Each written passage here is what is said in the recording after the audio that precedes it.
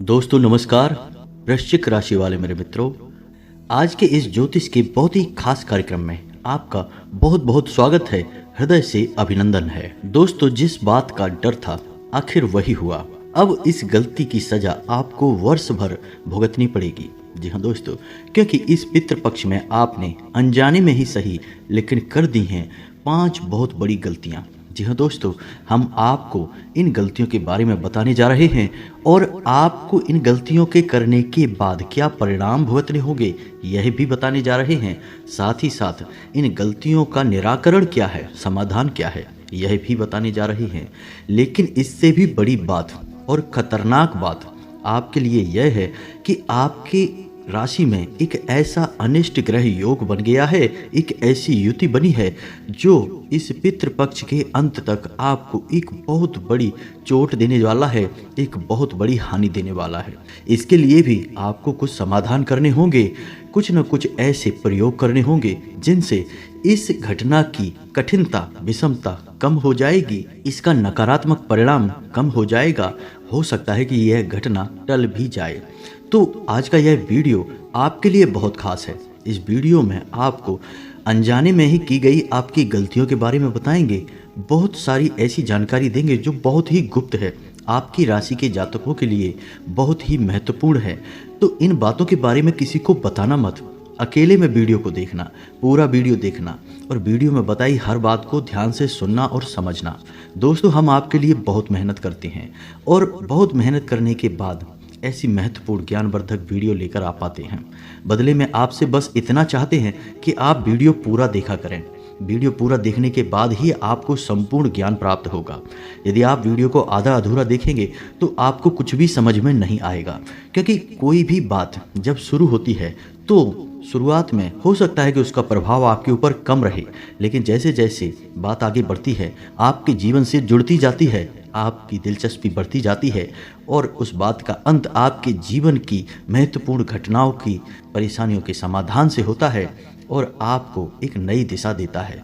तो हमारा कहने का मतलब यह है कि वीडियो आप पूरा देखें और वीडियो में बताई बातों को समझने का प्रयास करें। वीडियो प्रारंभ करने से पहले हम आप सभी को बता दें कि यह वीडियो उन लोगों के लिए बिल्कुल भी नहीं है जिन्हें 1 मिनट या 2 मिनट की वीडियो देखकर ही ज्ञान हासिल करना है, या फिर जो नकारात्मक लोग हैं जिन्हें किसी भी बात पर भरोसा नहीं होता है, यहाँ तक कि ईश्वर पर भी विश्वास नहीं होता। नास्तिक लोगों के लिए यह वीडियो बिल्कुल भी नहीं है। ऐसे लोग इस वीडियो को छोड़कर जा सकते हैं, हमें कोई परेशानी नहीं होगी। हम वीडियो केवल उन लोगों के लिए बनाते हैं जो पूर्ण रूप से ईश्वर में, धर्म में विश्वास रखते हैं और जिन्हें अपने वेद, पुराण और शास्त्रों पर गर्व है, अभिमान है।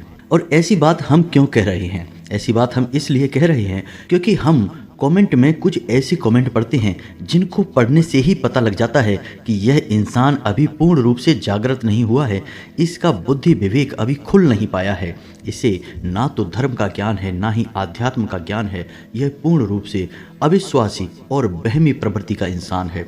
तो ऐसे इंसानों से हमारा दूरी बना लेना ही बेहतर होगा। और हम आप सभी को भी यही कहना चाहेंगे कि आपको भी जितना जल्दी हो सके नकारात्मक लोगों से दूरी बना लें।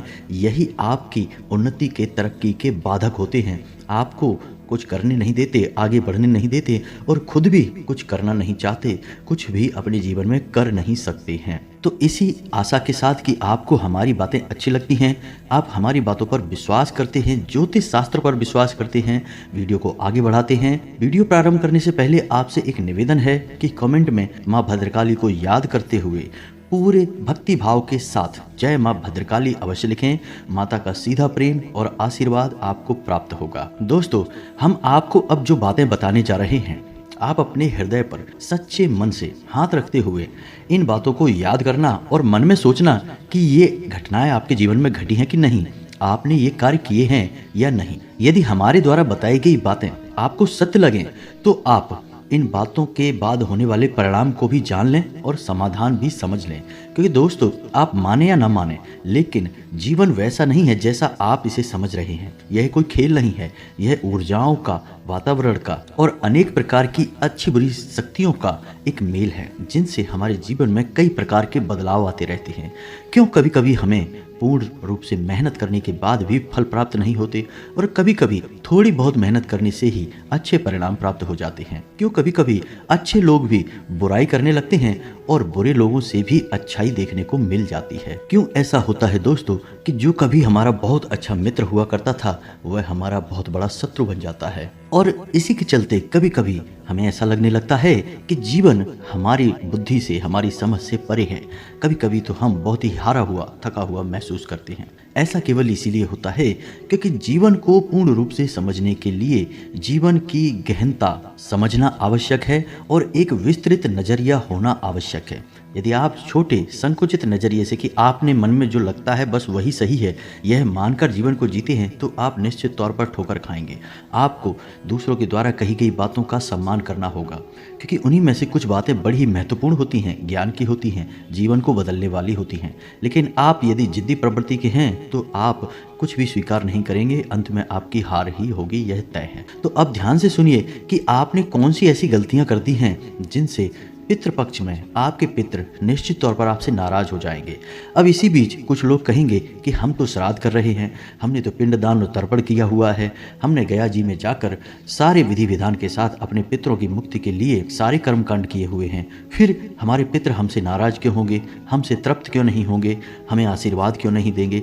दोस्तों, हम आपको बता दें कि ये सारे के सारे संस्कार और कर्मकांड, इनका महत्व तो है लेकिन इतना अधिक महत्व नहीं है वह आपके जीवन और आपके कर्मों से भी ज्यादा शक्तिशाली हो जाए। कहने का मतलब यह है कि यदि आपके कर्म अच्छे नहीं हैं और आप अपने पितरों के लिए कितना ही अच्छे से अच्छा श्राद्ध का आयोजन करा लें या कोई भी और क्रिया कर्म या कर्म कांड कर लें, आपके पितृ आपसे प्रसन्न नहीं होंगे क्योंकि वे आपसे चीज़ों की मांग नहीं करते हैं, वे आपसे व्यवहार की मांग करते हैं, आपसे मानसिकता की मांग करते हैं, आपके कर्मों की शुद्धता की मांग करते हैं। तो आप ध्यान से सुनिए, आप अपने हृदय पर हाथ रखकर बताइए कि आपने पिछले 3 दिनों में किसी से क्रोध किया है या नहीं किया है, आपको क्रोध आया है या नहीं आया है। अब आप चाहे दिखावटी तौर पर ऊपर से किसी को ना बताएं लेकिन मन में आपको क्रोध अवश्य आया था। आपको अपने क्रोध को सकारात्मक ऊर्जा में बदलना होगा। दोस्तों, आपके पितृ कोई इंसान नहीं है, कोई जीव जंतु नहीं है जिनके पास आंखें हैं, तो आप उन्हें जो दिखाएंगे उसे वो देख लेंगे, आप उन्हें जो देंगे उसे वो ले लेंगे। आपके पितृ अब इस संसार को छोड़कर जा चुके हैं, वे ऊर्जा स्वरूप हैं, आपके हर एक भाव को, मन को समझते हैं, उन्हें आप अंतर्यामी कह सकते हैं, इसीलिए तो उन्हें देवता कहा जाता है। तो आपके मन में जो भाव उत्पन्न हो रहे हैं उन्हें भी वो देख रहे हैं और असल में उनका ही महत्व सबसे ज़्यादा है। तो आप ध्यान से सुनिए, आपने क्रोध किया है, यदि आपने क्रोध किया है तो आपके पितृ निश्चित तौर पर आपसे खुश नहीं हैं क्योंकि वो नहीं चाहते कि आप उनके वंशज हैं और आप एक गलत व्यवहार करें, आप किसी को पीड़ा दें, किसी को तकलीफ दें, अनजाने में ही सही लेकिन आपके हाथों किसी को पीड़ा अवश्य प्राप्त हुई है, महिला का अपमान हुआ है, आपके दरवाजे से कोई ना कोई खाली हाथ अवश्य गया है। अब आप कह सकते हैं कि कौन चला गया, हमें कैसे पता चलेगा? नहीं, आपको पता चला है, आपके घर में रहने वाले लोगों को पता चला है। आपके पितृ केवल आपके पितृ नहीं हैं, आपके घर के सभी लोगों के पितृ हैं, पूर्वज हैं, तो उनका भी यह धर्म है कि आपके दरवाजे से कोई खाली हाथ वापस ना जाए। अब आप एक बात का और जवाब दीजिए कि पहली रोटी गाय की और आखिरी रोटी कुत्ते की और माड़ा हुआ आटा घर में नहीं रखना है। यह नियम आपने अभी चालू किया है? नहीं, अभी नहीं किया है, क्योंकि हम जानते हैं कि आपकी राशि के जातकों के साथ बड़ी समस्या यही है कि आप हर बात सुनते बहुत ध्यान से हैं लेकिन आप हर बात को बहुत हल्के में ले लेते हैं।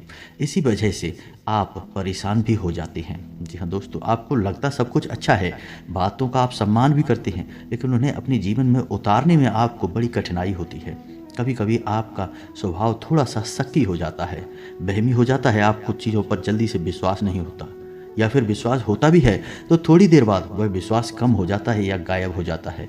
दूसरों की बातों में बरगलाने में आप जल्दी आ जाते हैं। और हमने आपको अपने पिछले वीडियो में यह भी बताया था कि आप अपने घर में एक पान का पत्ता अवश्य रखा करिए। जब भी आप घर से बाहर निकलें, पान के पत्ते में से थोड़ा सा टुकड़ा खाकर यानी अपने मुंह में रखकर घर से बाहर निकला करें। दोस्तों, हमने आपको यह भी कहा था कि आप अपनी जेब में एक लौंग का जोड़ा भी रखकर बाहर निकलें और जब आप घर के अंदर वापस प्रवेश करें तो उस लौंग के जोड़े को पीछे की ओर फेंक दें। इससे कोई भी नकारात्मक ऊर्जा आपके ऊपर हावी नहीं होगी। लेकिन आपने इन सब बातों पर भी यकीन नहीं किया और अभी अपने जीवन में इन्हें भी लागू नहीं किया। दोस्तों, हम बहुत ही शोध के बाद, बहुत ही आकलन के बाद इन सब बातों को आपको बताते हैं, और ये बातें केवल हम आपको नहीं बता रहे हैं, और भी अन्य लोगों को इन बातों के बारे में बताते हैं, और उन्हें इन बातों से बहुत बड़े चमत्कारी परिणाम प्राप्त होते हैं। तब ये बातों की सत्यता साबित हो जाती है, तभी हम आपको ये बातें बताते हैं। आप पूर्ण रूप से विश्वास रखते हुए इन बातों को माना करिए। दोस्तों, अब आप ध्यान से सुनिए कि आपने मछलियों को दाना खिलाने वाली बात और अपने छत पर चिड़ियों को कुछ ना कुछ खाने के लिए देने वाली बात भी अभी तक मानी नहीं है। दोस्तों, आप इन बातों पर भी अमल करिए। ये सारी बातें आपको आगे बढ़ाएंगे, आपको पितरों का आशीर्वाद दिलवाएंगी। आपके हाथों से किसी महिला का अपमान हुआ है, महिला को पीड़ा प्राप्त हुई है, आपको यह नहीं करना है। साथ ही साथ आपके घर के जो बड़े बुजुर्ग हैं, आपने उनके साथ भी समय नहीं बिताया है, उनकी भी सेवा नहीं की है। आपको यह भी अवश्य करना है, उनके साथ समय बिताना है, उनकी सेवा करनी है, क्योंकि वे भी हमारे पितृ और पूर्वज ही होने वाले हैं, हमारे घर के बुजुर्ग हैं। और सबसे महत्वपूर्ण बात कि हमने आपसे कहा था कि आपको पितृपक्ष में खान पान का विशेष ध्यान रखना है। कोई भी तामसिक वस्तु का सेवन आपको नहीं करना है। लहसुन, प्याज, मसालेदार चीज़ें और मांस, मदिरा आदि का सेवन आपको भूलकर भी नहीं करना है। लेकिन आपने इस बात को भी ध्यान से नहीं समझा और इनको अपने जीवन में उपयोग नहीं किया।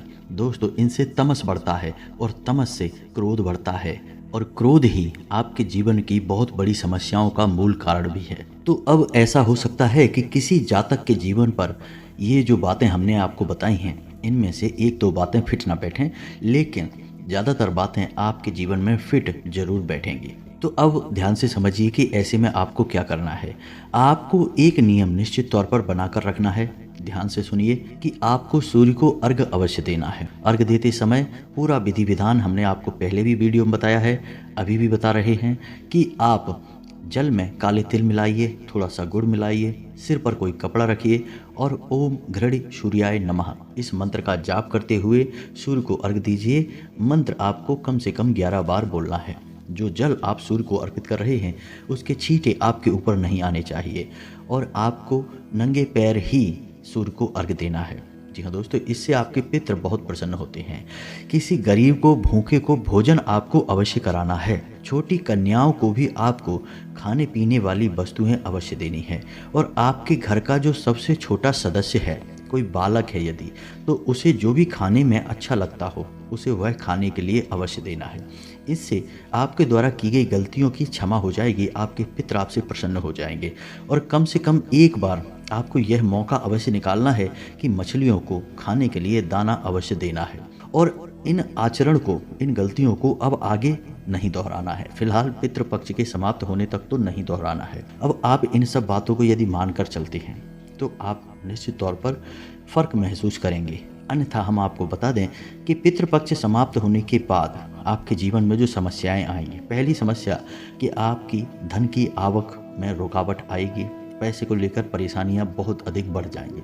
अब आपके पितर आपको परेशान नहीं करेंगे, ना ही आपके पितर आपको श्राप देंगे, बस आपकी पितरों की जो सकारात्मक ऊर्जा है। दोस्तों समझिए कि पितरों का श्राप क्या होता है। पितर कोई इंसान नहीं है जो आपको बोलकर श्राप दे देंगे। जब आपके पितरों ने इस संसार को छोड़ा तो उन्होंने इंसान के सभी भावों को भी यहीं पर छोड़ दिया, तो अब वे कोई इंसान नहीं है। अब पितृ एक ऊर्जा है। हम पिछले वीडियो में भी आपको बता चुके हैं कि सूर्य की किरणों को धारण करके यह ऊर्जा इस संसार में आती है। तो पितृ एक ऊर्जा है, और जब आप अपने कर्मों का सही हिसाब किताब रखते हैं, सही आकलन करते हुए जीते हैं, तो यह ऊर्जा आपके जीवन में शामिल रहती है। और जहाँ सकारात्मक ऊर्जा होगी वहाँ कोई नकारात्मक ऊर्जा नहीं आ सकती, यानी भूत प्रेतों की ऊर्जा नहीं आ सकती है। तो सीधी सी बात हो गई कि आपके पितरों का आपको आशीर्वाद प्राप्त हो गया। और यदि आपकी पितरों की ऊर्जा आपके आसपास नहीं है तो फिर नकारात्मक ऊर्जा आएगी, क्योंकि कोई ना कोई ऊर्जा तो रहेगी ही। ऊर्जा के बिना तो संसार में एक कोना भी खाली नहीं हो सकता, तो आपका जीवन कैसे खाली हो जाएगा। तो यदि सकारात्मक ऊर्जा नहीं है तो फिर नकारात्मक ऊर्जा आपके जीवन में होगी। तो पितरों की जो सकारात्मक ऊर्जा है, यदि वह आपके जीवन में शामिल है तो सबसे पहला सुख आपको धन का सुख प्राप्त होता है। आपको पैसे रुपए को लेकर कभी कोई परेशानी नहीं आती है। आपके द्वारा कमाया गया पैसा आपका संचित होता है, सेविंग आपकी बढ़ती है, कर्जे वगैरह समाप्त हो जाते हैं, काम धंधे व्यापार बहुत अच्छे चलते हैं। सबसे बड़ी बात कि घर के लोगों में आपसी प्रेम बना रहता है। जी हाँ दोस्तों, लड़ाई झगड़े नहीं होते, मनमुटाव नहीं होते हैं और घर के बच्चे बड़े लोगों का यानी घर के बड़ों की हर बात मानते हैं और पूरे लिहाज के साथ, पूरे तौर तरीकों के साथ जीवन यापन करते हैं। घर का मान सम्मान बढ़ता है, घर के लोगों का समाज में रुतबा दबदबा बढ़ने लगता है। पितरों की सकारात्मक ऊर्जा का यही परिणाम होता है। तो यदि आपने इस ऊर्जा को नाराज कर दिया तो आपको यही सारे दुष्परिणाम बनकर प्राप्त होंगे। यदि आपने इन गलतियों को किया है जो हमने आपको बताई हैं, तो आपको उनका समाधान भी हमने बता दिया है, उन पर भी आपको ध्यान देना है। अब आपकी राशि में बन रहा है एक अंगारक योग। मंगल और राहु के मिलन से बना हुआ योग कहा जाता है, जिसे हम अंगारक योग के नाम से जानते हैं। इस योग का क्या काम है? यह आपके घर में बीमारियां लेकर आएगा, मानसिक पीड़ाएं लेकर आएगा और क्रोध को बढ़ाएगा। क्रोध की वजह से झगड़े हो जाएंगे, घर में हो सकते हैं, घर के बाहर हो सकते हैं। और सबसे बड़ी बात कि यह किसी को, घर के सदस्य को या आपको या आपके घर के किसी सदस्य को इतना अधिक बीमार कर सकता है कि वह मृत्यु के करीब पहुंच जाएगा। तो आपको क्या करना है? ऐसे में आपको 2 काम करने हैं। पहला काम यह है कि आपको भगवान भोलेनाथ को जल अर्पित करना है। जब तक पितृपक्ष समाप्त नहीं होता है तब तक लगातार रोज भगवान भोलेनाथ को जल अर्पित करना है। जल में काले तिल मिला लेना है और इसी के साथ साथ अपने हाथ की अनामिका उंगली में, यानी जिसे रिंग फिंगर कहते हैं, उस उंगली में लोहे का एक कड़ा भी पहन लेना है, छल्ला भी पहन लेना है। इससे राहु शांत होगा। साथ ही साथ एक काले तिल की पोटली बनानी है। ध्यान से सुनना है दोस्तों, काले तिल की एक पोटली बनानी है। काले कपड़े में ही उसे लपेट लेना है और किसी भी शुक्रवार के दिन शाम के समय बहते हुए जल में इस पोटली को प्रवाहित कर देना है। इससे राहु का दोष आपके ऊपर नहीं लगेगा। और एक छोटा सा उपाय आपको और करना है कि माथे पर लाल टीका लगाना है और अपनी जेब में एक लाल रंग का रुमाल रखना है। इससे मंगल की कोई भी पीड़ा आपको नहीं होगी। हो सके तो हनुमान चालीसा का पाठ भी रोज किया करें। दोस्तों, ये छोटे छोटे उपाय आपको करने होंगे, लेकिन उन उपायों का बहुत बड़ा परिणाम है। आपको यह योग पीड़ित तो अवश्य करेगा ही, कोई बचा नहीं सकता है, लेकिन पीड़ा कम अवश्य हो सकती है। जी हाँ दोस्तों, भगवान भोलेनाथ और हनुमान जी की कृपा से पीड़ा कम अवश्य हो सकती है, लेकिन होगी अवश्य। जी हाँ दोस्तों, जो योग बनते हैं ग्रहों के, वे बहुत शक्तिशाली होते हैं। उनका तोड़ लगभग नामुमकिन हो जाता है। छोटे मोटे योग तो तोड़े जा सकते हैं, लेकिन कभी कभी कुछ योग बहुत ही बड़े हो जाते हैं। तो यह वही है। तो आपको बचाव के लिए हमने बता दिया है, हनुमान जी की शरण में जाना है, लाल टीका लगाना है, लाल रुमाल रखना है जेब में और हनुमान चालीसा का पाठ करना है और भगवान भोलेनाथ को रोज जल अर्पित भी करना है। ये छोटी छोटी बातें हैं, इन्हें आपको अपने जीवन में निश्चित तौर पर शामिल करना है। इनसे आपकी जो पीड़ाएं हैं वो काफ़ी हद तक कम हो जाएंगी। जी हाँ दोस्तों, यह योग 10, 11, 12 3 दिनों के लिए बनेगा। 3 दिनों में यह शुरू से लेके अंत तक कहीं ना कहीं आपको पीड़ा अवश्य देगा। थोड़ा सा आपको सतर्क रहना है, अपने व्यवहार को नियंत्रित रखें। क्रोध आपका बढ़ेगा। जी हाँ दोस्तों, आपके झगड़े के आसार बढ़ेंगे। थोड़ा खान पान का भी आपको ध्यान देना है और बीमारी से बचने की कोशिश करना है। बस इन सब बातों का आपको ध्यान रखना है। नकारात्मक लोगों से दूर रहना है और भगवान में पूरी आस्था और विश्वास बनाए रखना है। ईश्वर की कृपा से निश्चित तौर पर आपका कल्याण होगा। इसी के साथ साथ आज के इस वीडियो को विराम देते हैं। आपके यदि कोई प्रश्न है तो आप कमेंट करके पूछें, हम प्रश्नों के जवाब देने की पूरी कोशिश करेंगे। कमेंट में पूरे भक्तिभाव के साथ जय माँ भद्रकाली अवश्य लिखें। माता का सीधा प्रेम और आशीर्वाद आपको प्राप्त होगा, माता की कृपा आपको प्राप्त होगी। मिलते हैं अगले ज्ञानवर्धक वीडियो में, तब तक के लिए धन्यवाद।